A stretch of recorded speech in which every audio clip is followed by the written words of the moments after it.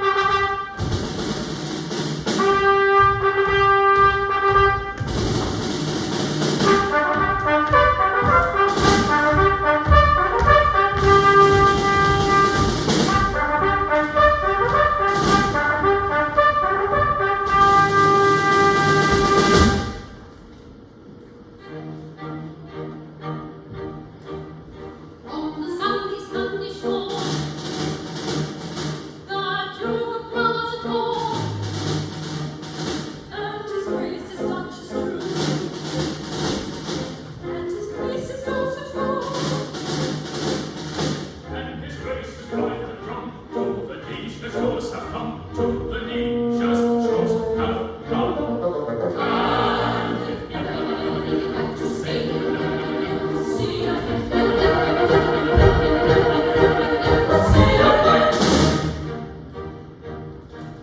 Neither that ran deep the Spanish war, the noble to applause at all, nor his grace's Duchess staunch and true, yet his grace's not at all. For his grace's one particular drum, to the nature's shores will come, to the nature's shores will come.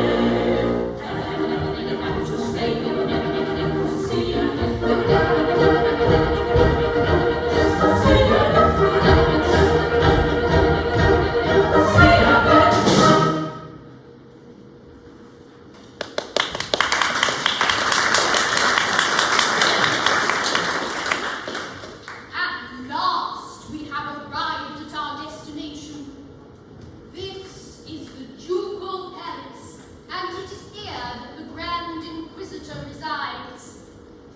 As a Castilian hidalgo of 95 quarterings, I regret that I am unable to make my state visit on a horse.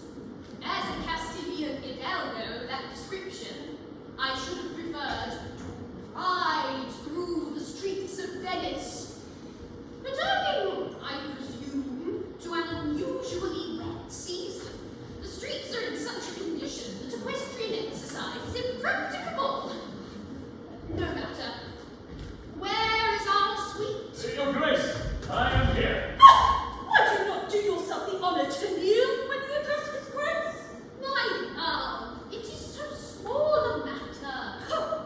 Still, you may as well do it. The young man seems to entertain but an imperfect appreciation of the respect due from a menial to a Castilian hidalgo. My child, you are hard upon our suite. Papa, I've no patience with the presumption of persons in his plebeian position. If he does not respect that position, let him be whipped until he does. Let us hope that the omission was not intended as a slight. I should be much hurt if I thought it was. So would he. Where are the halberdiers that were to have had the honour of meeting us here, so that our visit to the Grand Inquisitor might be made in becoming state? Your Grace, how dare the mercenary people who were stipulated for a trifle on account? How tiresome! Let us hope that the Grand Inquisitor is a blind old gentleman. And the band! Where are the bands that were to have had the honour of escorting us? I see no band. Your Grace, the band are solid persons who are required to be paid in advance. Ah, that is so not a band! Insuperable difficulties meet me at every turn. But surely they know his grace. Exactly. They know his Grace. Ah, Let us hope that the Grand Inquisitor is a deaf gentleman. A cornet of piston would be something. You do not happen to possess the accomplishment of tootling like a cornet of piston? Alas, no, Your Grace. But I can imitate a farmyard.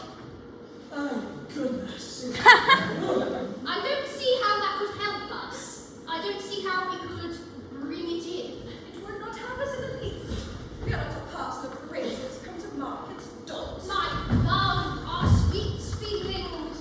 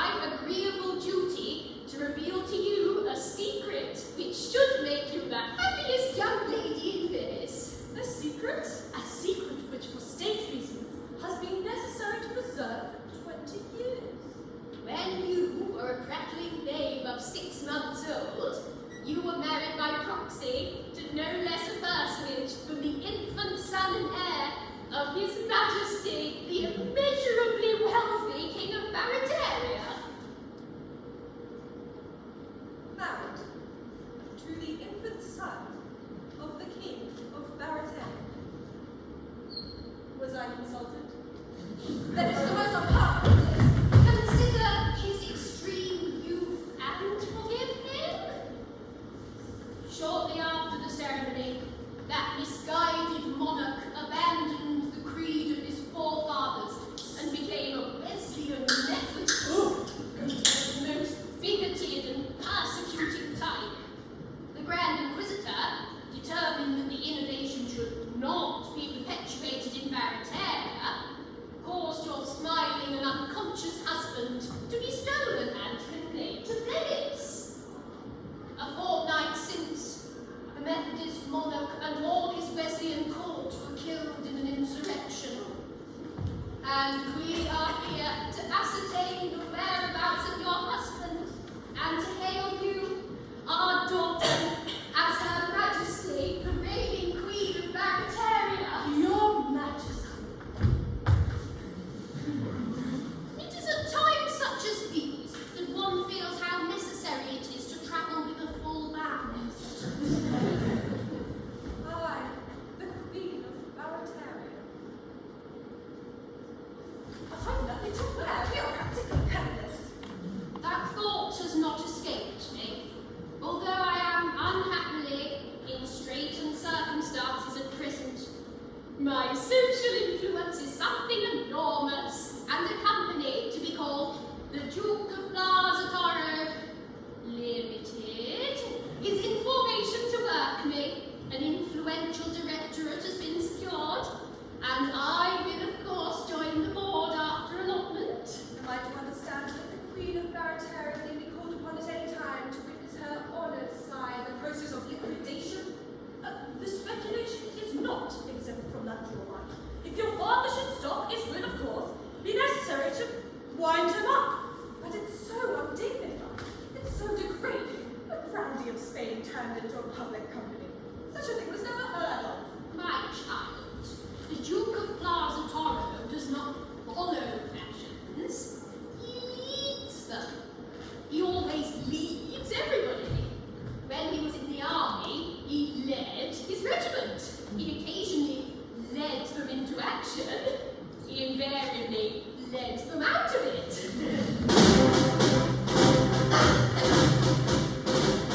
The enterprise of Iron Kind when there was any fighting. He led his regiment from the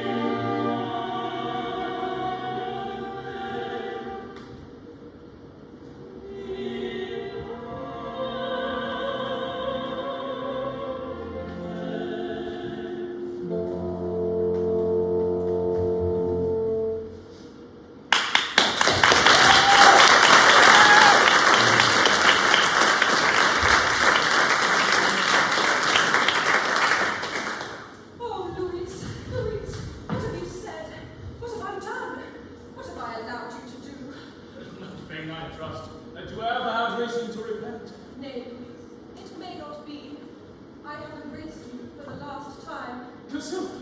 I have just learned, to my surprise and indignation, that I was wedded in babyhood to the infant son of the king of Barataria.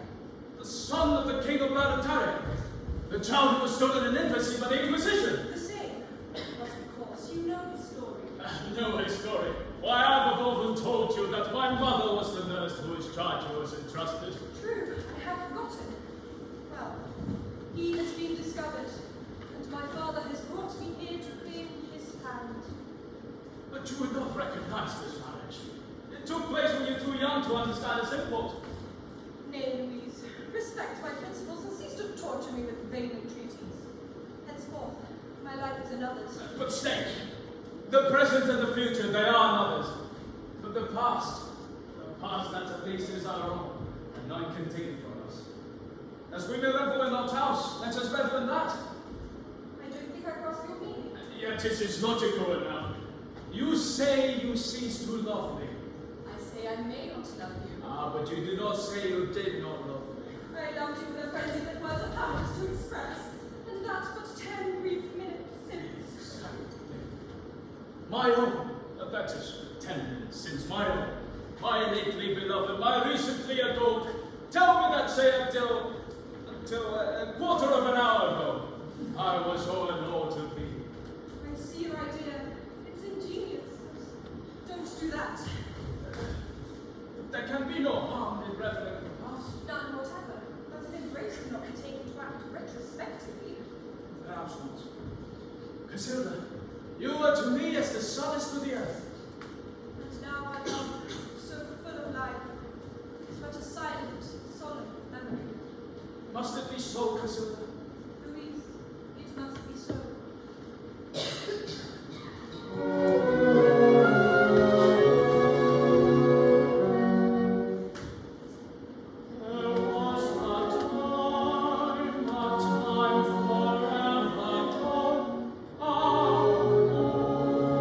This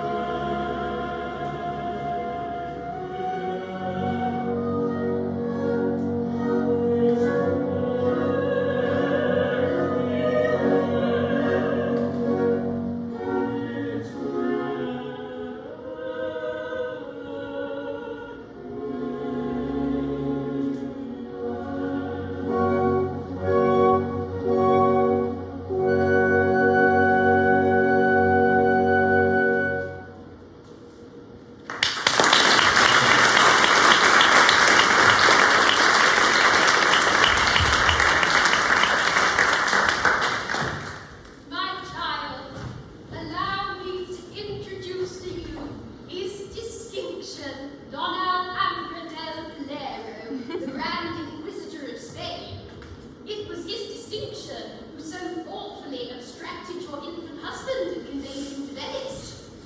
So, this is the little lady who so unexpectedly called upon to assume the functions of royalty. And a very nice little lady too. Jim, isn't she? Oh, distinctly Jim. Around me. Naughty temper. You must make some allowance. Her Majesty's head is a little turned by her access of dignity. I could have wished Her Majesty's access of dignity would have turned in this direction. Unfortunately, if I am not mistaken, there seems to be some little doubt as to His Majesty's whereabouts. A doubt as to his whereabouts? Then we may yet be saved. A doubt? Oh dear, no doubt at all. He's here, in Venice, plying the modest but picturesque calling of gondolier. I can give you his address. I see him every day. In the entire annals of our history, there is absolutely no circumstance so entirely free of all manner of doubt of any kind. Listen, and I'll tell you all about it.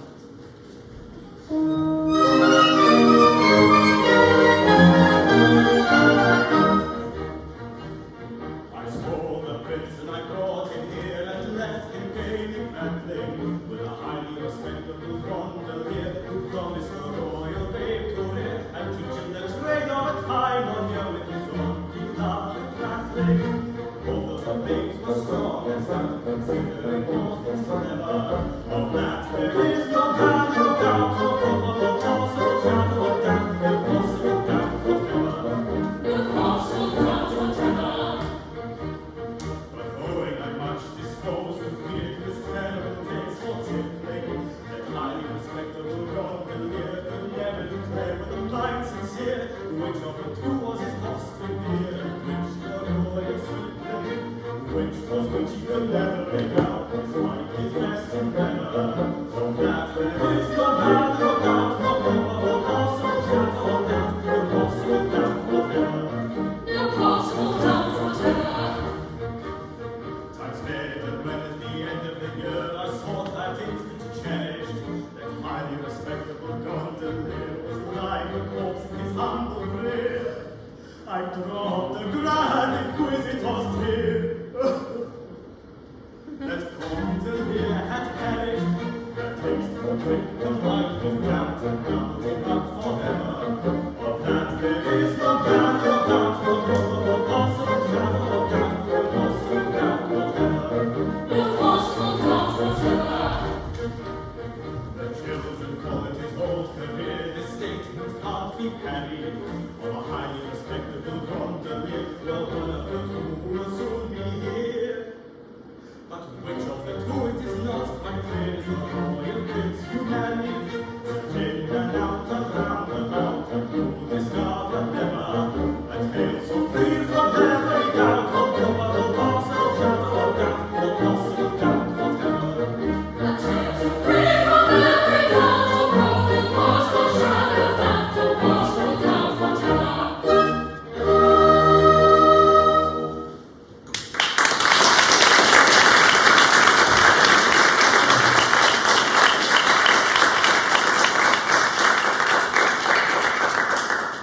Then do you mean to say that I am married to one of two gondoliers, but it is impossible to tell which? Without any doubt of any kind. Whatever. Be reassured. The nurse to whom your husband was entrusted is the mother of that musical young man, who is such a past master of that delicately emotional business. She can, no doubt, establish the king's true identity beyond all question. How did you know that? Oh.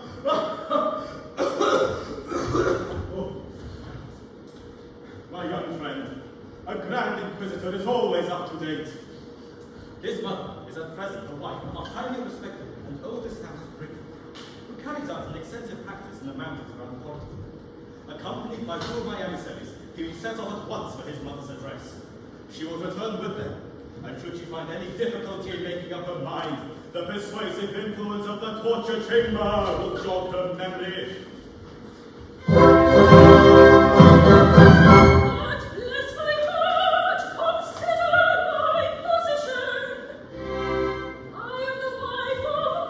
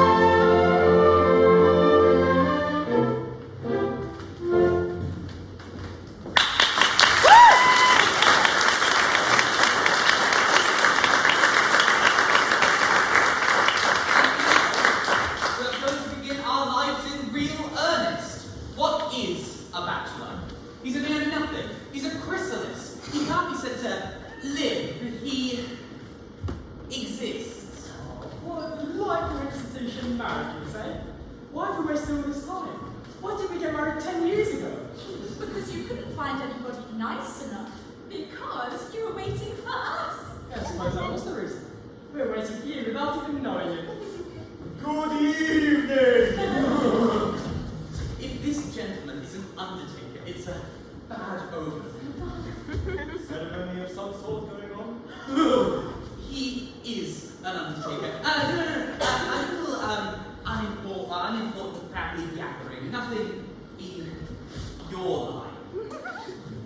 Somebody's birthday, I suppose? Yes, mine. And mine. And mine. And mine. Remarkable coincidence. And how old may you all be?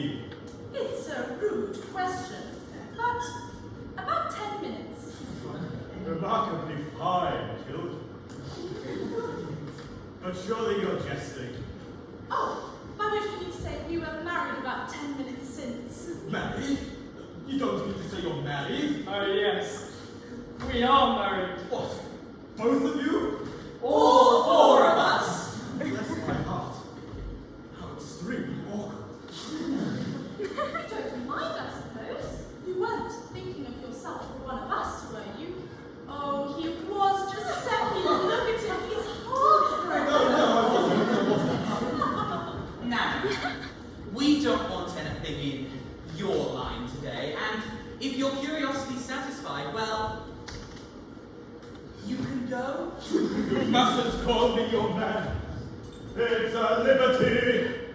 I don't think you know who I am. Not we indeed. We are Jolly Gondoliers, the sons of Baptista Palmieri, who led the last revolution. Republicans' heart and soul. We hold that all men are created equal. As we abhor oppression, we abhor kings. As we detest vain glory, we detest rank. As we despise effeminacy, we despise wealth. We are Venetian gondoliers, your equals in everything except our calling, and in that, at once your masters and your servants. Bless my heart, how unfortunate. One of you may be Baptisto's son for anything I know to the contrary, but the other is no less a personage than the only son of the late king of Barataria. What? And I trust it was that one who slapped you on the shoulder and called me as a man. What was that? Which one of us is it? What does it matter? You're both of compliments and hold kings in detestation. You'll of course abdicate at once. Good evening. Oh, don't do that! As to that, there are, of course, kings and kings. When I say that I detest kings, what I mean is that, well, I detest, bad kings. It's a delicate distinction. Oh, quite so. Now, I can conceive a king, an ideal king, the creature of my fancy who, you know, would be absolutely unobjectionable. A king who would, for example, abolish taxes and make everything cheap. Oh, except gondoliers.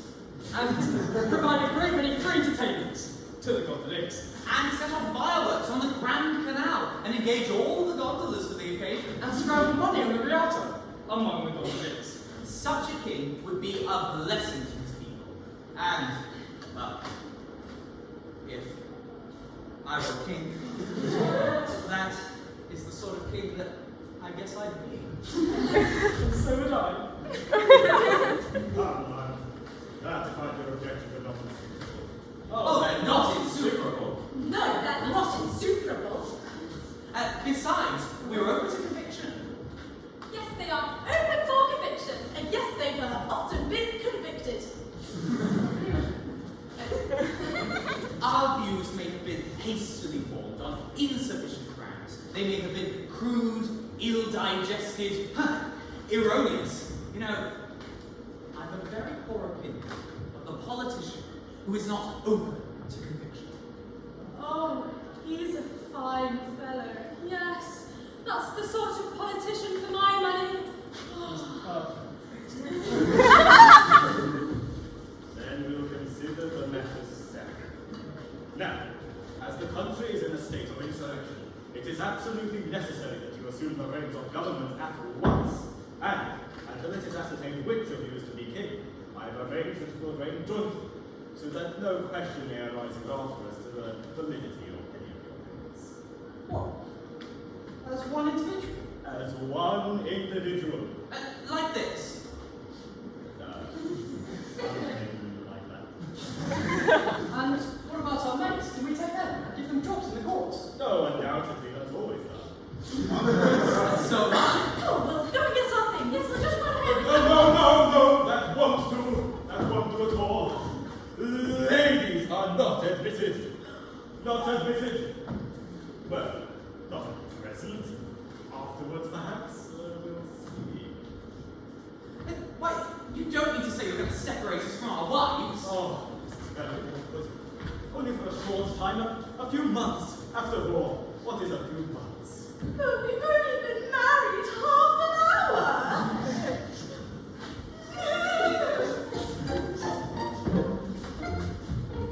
I said we'll come, but have the heart our lives to part from those to whom an hour ago we were united. Before of you it hopes you stay on as that, and as before you did destroy fighting. You may never understand that heart cannot be separated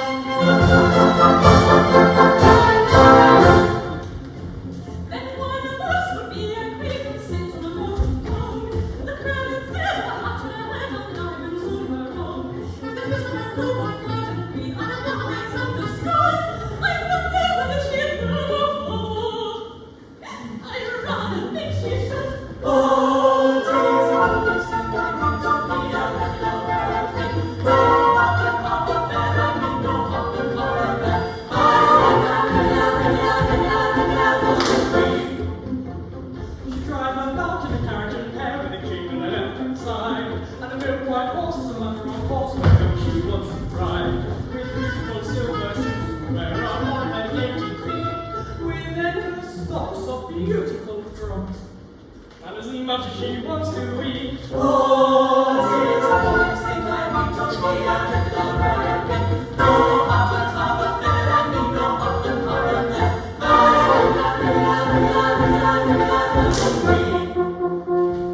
Whenever she condescends to walk, sure she'll shine its gut.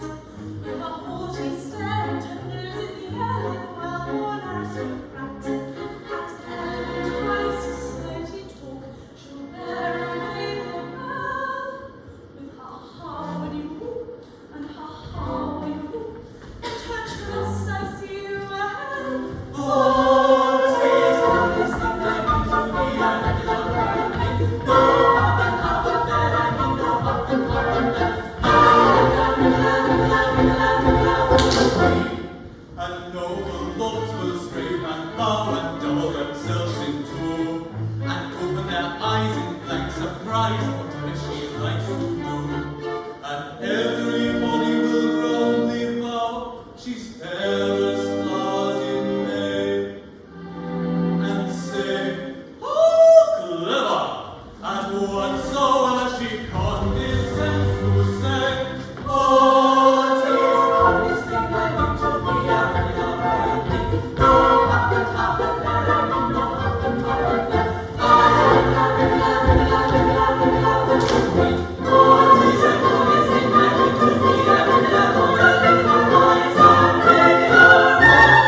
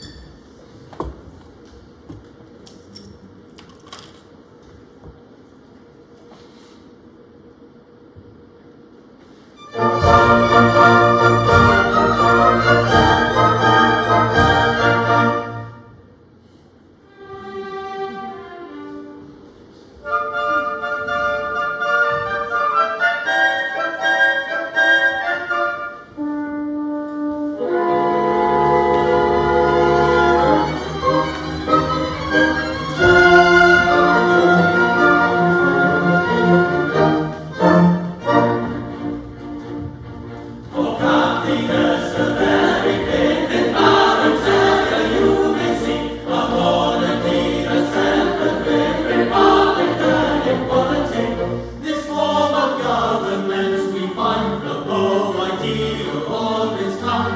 Despotism straight combined with absolute equality, with absolute equality. Of happiness a very big thing that I'll tell you may see.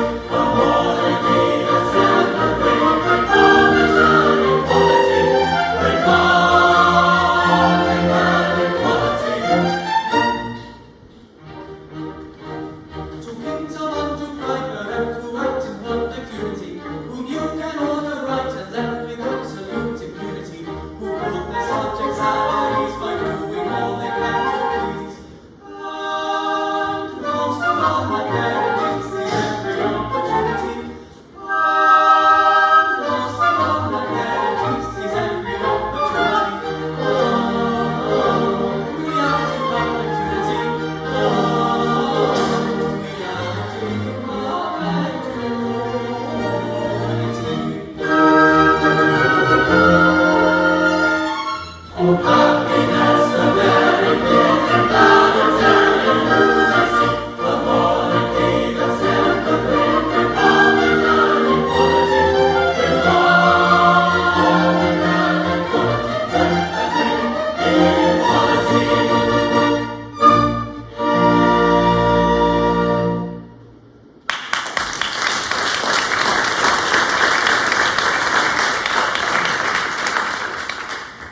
Gentlemen, we are so thankful for your sentiments of gratitude and good feeling. I say, we are much obliged to you for your expressions of satisfaction and good feeling. We heard you.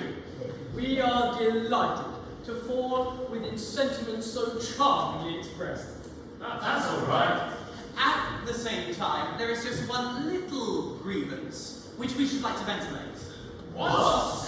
Don't be alarmed, it's not serious. It is arranged that until it is decided which of us is the actual king, we are to act as one person. Exactly. While we act as one person, we are, in point of fact, two persons. I don't think knowing that it is a legal fiction, and legal fictions are some of the things. Situated as we are, we can't recognise two independent responsibilities. No, but you can recognize two independent appetites. It's all very well to say that we act as one person, but when you supply us with one ration between us, well, I describe it as a legal fiction carried a little too far. That's a rather nice point. I don't like to express an opinion offhand. Suppose we leave it for argument at the student meeting, alongside a discussion of we allowing non-students within 500 metres of the guild premises. That's all well and good, but what are we to do in the meantime? We want our tea! I suppose we may make an interim order for double rations on their Majesty's entering into the usual undertaking to indemnify in the event of an adverse decision. That's what you think, Crooks, in the case that you must work hard, as it turns, there's nothing quite work. Oh, certainly. We quite understand that a man who holds the magnificent position of king should do something to justify it. We are called Your Majesty. We're allowed to buy magnificent clothes. Our subjects frequently nod to us in the streets. The sentries always return our salutes. And we hold the inestimable privilege of heading the subscription list of all the principal charities. In return for these advantages, the least we can do is make ourselves useful about the palace.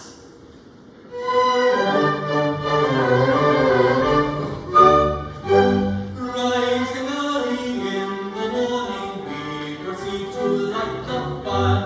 When our Majesty adorning in its work a day of time, we embark without delay on the duties of the day.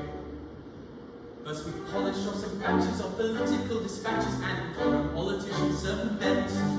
Then if business isn't heavy, we may hold a royal levy or ratify some act of parliament. Parliament. Then we probably review the House of Troops. The usual fellow wants a fellow wants.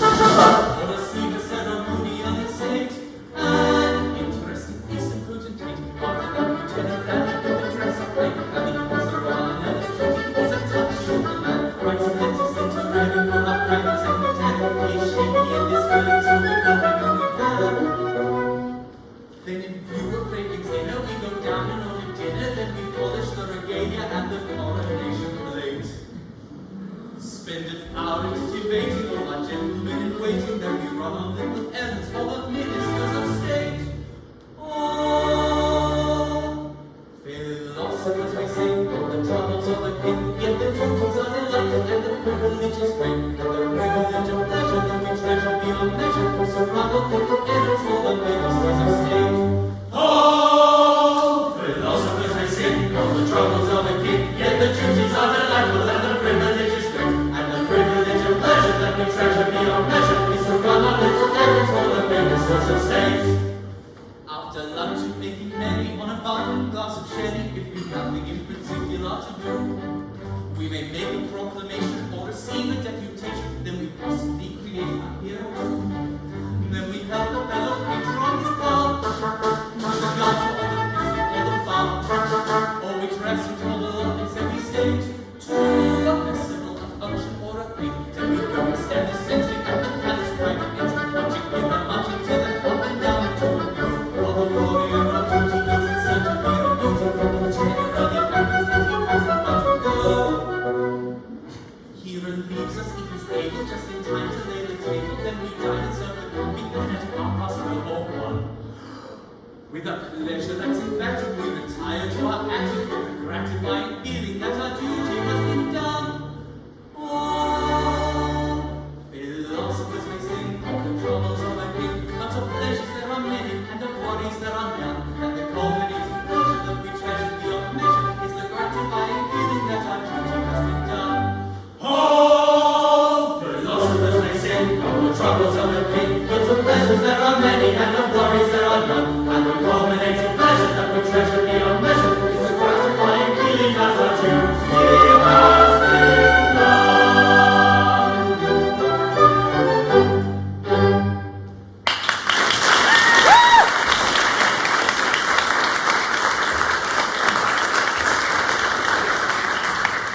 Yet they're all so singularly kind and considerate.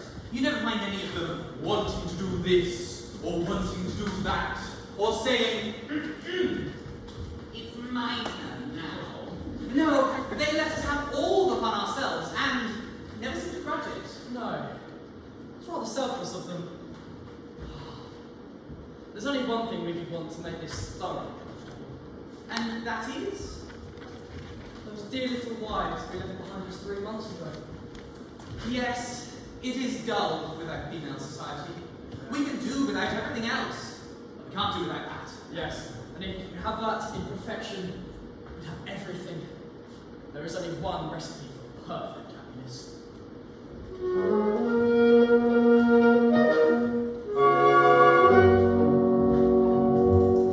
Take a pair of sparkling eyes in an ever and alone, in a mercy falling lips.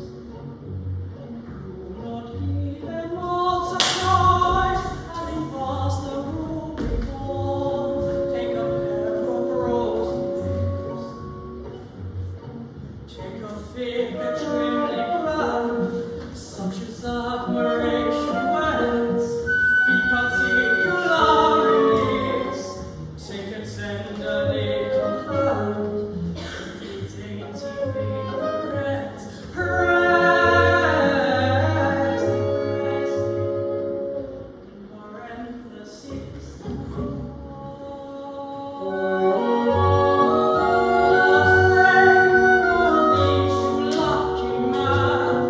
Take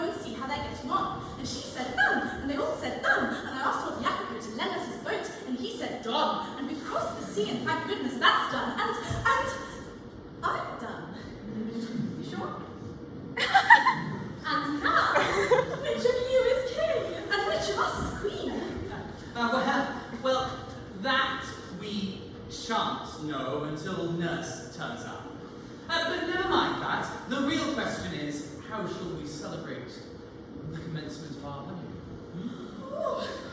Gentlemen, would you allow us to offer you a magnificent banquet? We will! Thanks very much. And ladies, what would you say to a dance? A banquet and a dance. Oh, it's too much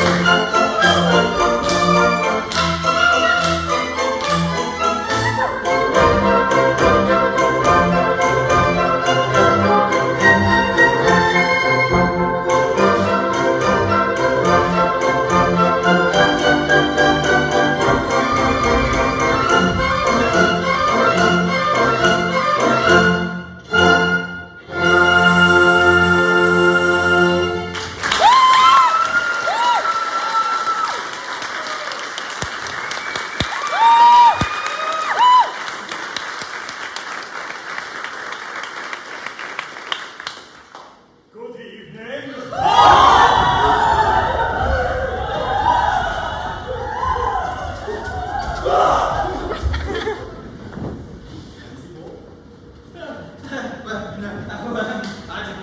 A little friendly dance, that's all. Sorry your name. Sort of a group dancing at footman. Oh, no, that's the Lord High Footman. Oh, dear me, is that?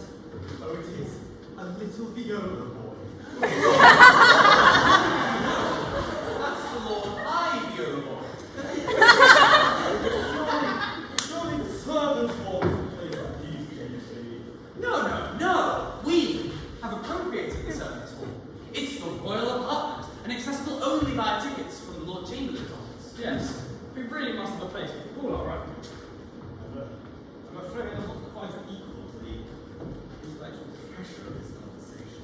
Well, you see, the monarchy has been reorganized under Republican principles. Yes, every department ranks equally, and everyone is at the head of his department. I see. I'm afraid you're annoyed. No, I won't say that. It's not exactly what I expected. I'm awfully sorry. So am I. By the by, can we offer you anything after your voyage? A plate of macaroni and a rusk. No, nothing. Obliged to be careful? Yes, Gareth. You see, in every port, there are distinctions that must be observed. There are there? Why, of course. You wouldn't have a Lord High Chancellor make meat from with his own cook. Why not? Why not? Oh, because the Lord High Chancellor is a personage of great dignity, who should never, under any circumstance, be told to tuck in his tuppeny. Well, except by noblemen of his own rank. A Lord High Archbishop, for instance, he may tell a Lord High Chancellor to tuck in his tuppeny, but certainly not a cook, gentlemen, certainly not a cook. But not even a Lord High Cook?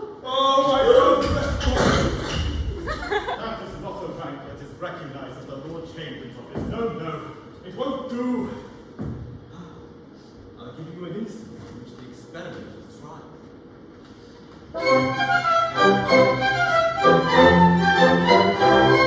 There lived a king, as I've been taught, in the wonder-working days of old. Perhaps the twice as good as gold, and 20 times as well.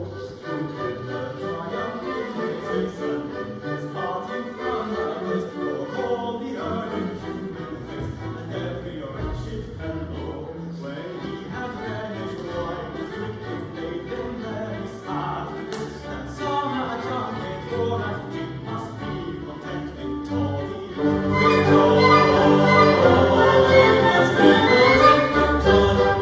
he wished all men as rich as he, and he was rich as rich could be. So all everything, but everybody. Now that's the kind of thing for me. He wished all men as rich as he. So to the top of every tree promoted everybody. Lord Chancellors were cheap as specs, and bishops in their shower hats. Plentiful as heavy cats, in point of fact too many. Ambassadors got divided by ministers and such as they would like. As far as nothing made, and dukes were 3 a penny. On every side was marshals, dukes for beer, lords lieutenants. With happy adults with your shit, all round with one of millions. And party leaders you might meet in twos and threes in every street. They take you with various opinions. Now that's the sight you couldn't be. Party leaders in the street, maintaining with the little bit their various opinions. That came although no one denies his heart was all abnormal size. If he had acted otherwise, if he had been hard to touch, he is easily foretold. Every blessed thing is made of silver or of gold, or silver. When you have nothing else to wear, go and start to dress. For gold, you cease to care. Up goes the price of shoddy.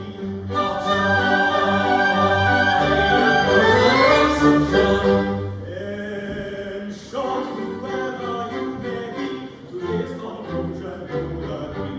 When everyone is somebody, then no one's anybody. Now that's as plain as plain can be. To this conclusion we agree.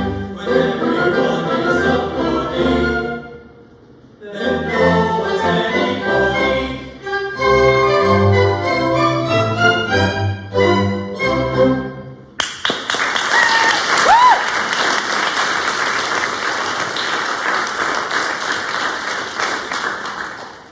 And now, I have some important news to communicate.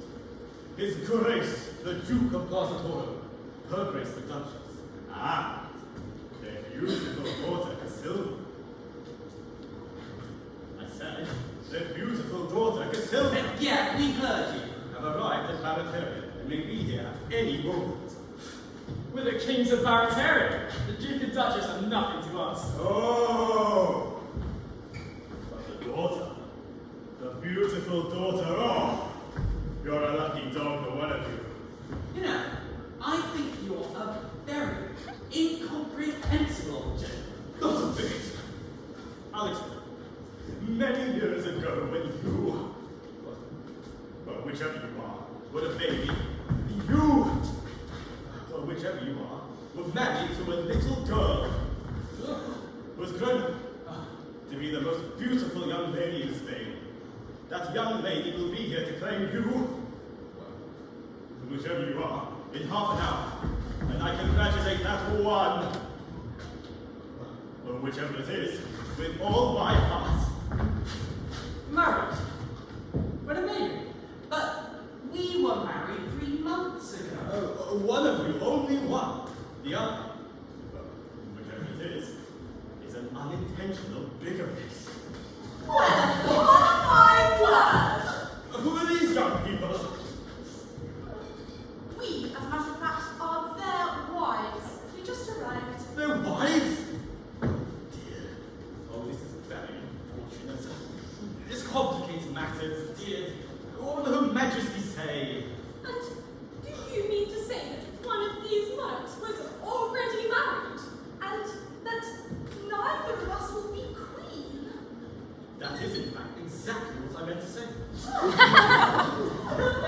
Tessa, my dear child. Don't! It might be you! Oh, poor little dog. Back away! Knows whose husband you are. And why didn't you tell us before you left? Because if I had, no earthly temptation would have induced these gentlemen to do such extremely fascinating and utterly irresistible little ladies. Well, there's something in that. I may mention that you will not be kept long in suspense, as the lady who nursed the royal child is at present in the torture chamber, waiting for me to interview her. But poor old girl, hadn't you better go and put her out of the suspense? Oh, there's no hurry, she's all right. She has all the illustrated papers. However, I'll go interrogate her, and in the meantime, may I suggest the absolute propriety you regard yourselves as single ladies? Good evening. Well, here's a pleasant state of things. Delightful. So, one of us is married to 2 young ladies, and nobody knows which, and the other is married to just 1 young lady, who nobody can even identify. And one of us is married to one of you, and the other is married to nobody. But which of you is married to which of us, and what will happen to the other?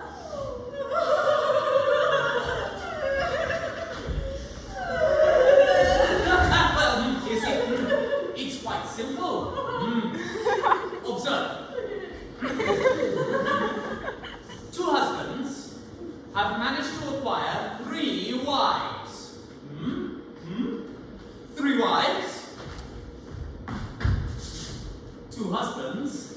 That.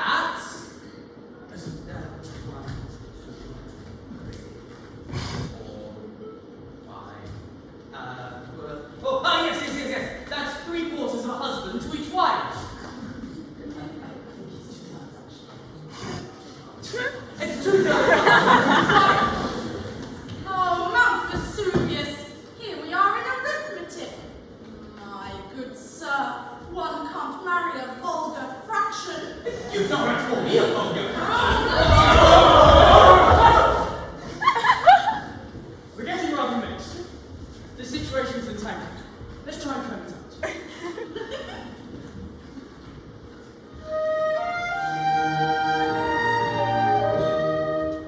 In a contemplative fashion, and a tranquil frame of mind, free from every kind of passion, some solution let us find.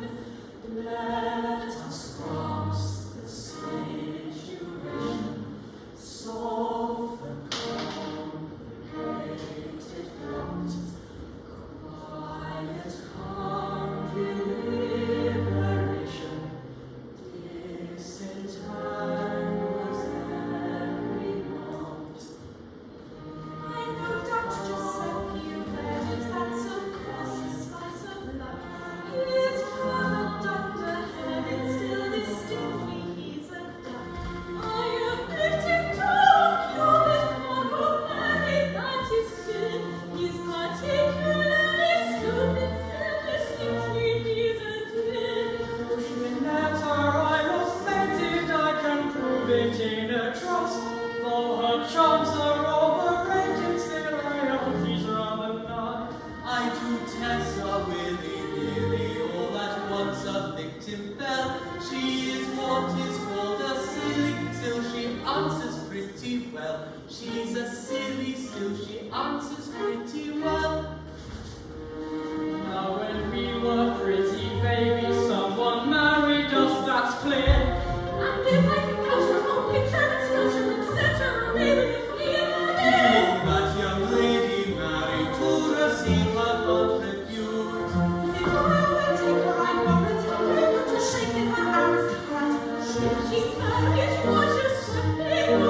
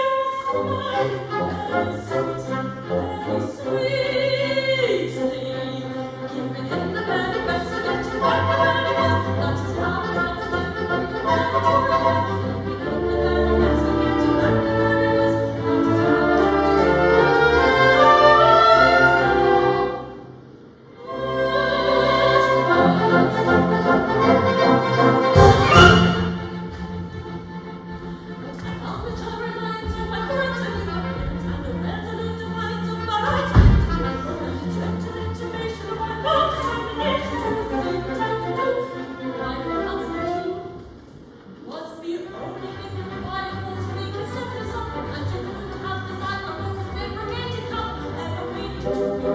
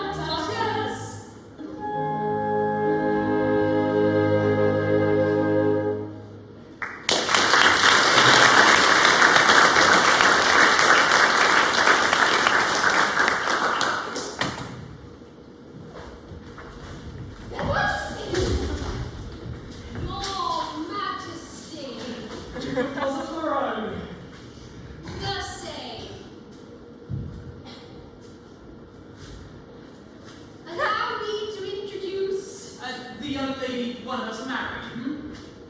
Gentlemen, I am Marguerite servant of one of you. Go, Louise. I am about to address myself to the gentleman whom my daughter married. The other may allow his attention to wander if he likes. But what I am about to say does not concern him. Sir, you will find in this young lady a combination of excellences which you would search for in vain in any other young lady who had not the good fortune to be my daughter. There is some little doubt as to which of you is the gentleman whom I am addressing, and which of you is the gentleman who is allowing his attention to wander. But when that doubt is settled, I shall say, still addressing the attentive gentleman, take her, and may she make you happier than her mother has made me. Oh, sir! If possible. Now, there is a little matter to which I think I am inclined to take exception. I come here in state with Her Grace the Duchess and Her Majesty, and what do I find? Do I find, for instance, a guard of honor to receive me? No. No. The town illuminated? No. No. Refreshment provided? No. No. A royal salute fired? No. No. Triumphal arches erected? No. No. The bell set ringing? No. Yes. One. The visitors. And I rang it myself. It is not enough. It is not enough. Well, upon my honor, I'm awfully sorry, but you have to understand that I was brought up in a gondola, and my ideas of politeness are confined to taking my cap off to my customers when they tip me. That is all very well, but it is not enough. Whoa! I'll take anything else off within reason. A salute for my daughter. It costs so little. Papa, I don't want to salute. But look, as soon as we know which of us is entitled to that liberty, she shall have as many salutes as she likes. Yeah, and that's called triumphal arches and royal prospects. You don't know our people. They wouldn't stand for it. Sorry. They're very offhand with us, very offhand indeed. Oh, but you mustn't allow that. You must keep them in proper discipline. You must impress the court with your importance. You need just a little bit of this, and just a little bit of this, possibly just a sousson of this.